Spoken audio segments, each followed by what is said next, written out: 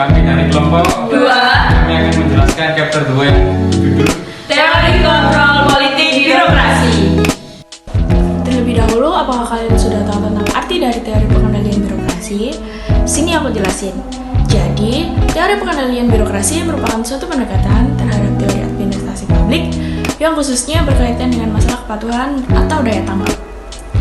Salah satu contoh yang relevan dari teori pengendalian birokrasi adalah penggunaan sistem pengawasan dan akuntabilitas untuk memastikan kinerja yang efektif, transparan dalam pelayanan publik.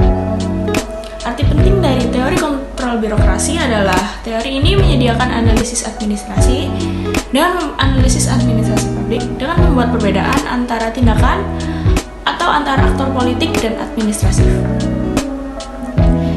Misalnya, dalam departemen pemerintahan yang bertanggung jawab atas layanan kesehatan masyarakat, teori pengendalian birokrasi dapat tercapai dalam berbagai mekanisme. Salah satunya dalam penggunaan audit internet dan eksternal untuk memantau pengeluaran dan kinerja program-program kesehatan. Audit ini membantu memastikan bahwa dana publik digunakan dengan tepat dan efisien, serta memastikan bahwa layanan yang disediakan sesuai dengan standar yang ditentukan. Perbedaan antara politik dan administrasi. Representasi perbedaan antara kebijakan dan administrasi ini menimbulkan pertanyaan mengenai tingkat ketepatan, kekhususan, dan detail dalam kebijakan di satu sisi, dan tingkat diskresi dalam administrasi di sisi lain.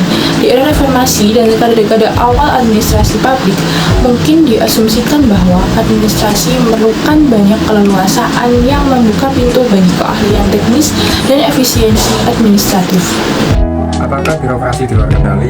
Satu kelompok teori mengenai pengendalian birokrasi dapat digambarkan sebagai teori penangkapan birokrasi. Teori ini terutama menelusuri studi tentang pemerintah federal, khususnya studi tentang proses regulasi dan komisi regulasi independen. Dalam salah satu bentuk teori ini, industri yang diatur atau diberi izin adalah maskapai penerbangan, kereta api, telepon, dan lain-lain. Di tingkat nasional, listrik, gas, dan utilitas lainnya di tingkat negara bagian, dan bisnis retail umum di tingkat lokal. Gruber yang mendasarkan penelitiannya pada wawancara di sebuah kota yang berbentuk wali kota di bagian atas pantai timur berpendapat bahwa birokrat bersifat mementingkan diri sendiri dan menolak kontrol. Salah satu mekanisme penting untuk mengendalikan birokrasi yang mungkin bisa disebut sebagai bentuk akuntabilitas modern adalah penggunaan pelaporan untuk membuat birokrasi akuntabel atas kinerja mereka.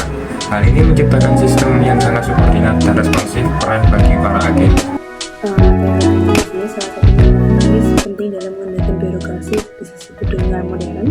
Penggunaan pelaporan ini untuk membantu membuat birokrasi akuntabel atas kinerja mereka. Ada pun contoh dari teori agensi sendiri, yaitu pengawasan komite legislasi terhadap badan eksekutif dalam proses pengaraan dan juga pelaksanaan program-program pemerintah.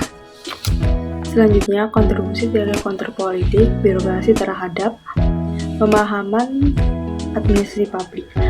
Konsep contohnya seperti politik yang terpilih untuk memastikan bahwa birokrasi tetap berjalan akuntabel kepada pemerintahan yang dipilih oleh masyarakat. Hal ini untuk menjaga penyalahgunaan kekuasaan dan memastikan bahwa birokrasi bekerja untuk kepentingan publik.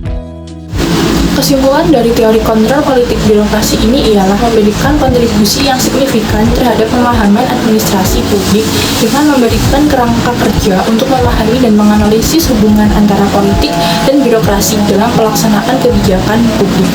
Namun, implementasi teori ini juga harus memperhitungkan tantangan dan sebagaimana ditunjukkan oleh teori kontrol politik terhadap birokrasi. Memisahkan politik dan administrasi adalah kunci untuk memahami bagaimana politik mengontrol birokrasi dan bagaimana birokrasi mempengaruhi politik dan kebijakan. Singkatnya, teori kontrol politik terhadap birokrasi adalah salah satu teori yang paling efektif, kuat secara pikir, dan elegan secara teoritis dalam administrasi publik. Sekian penjelasan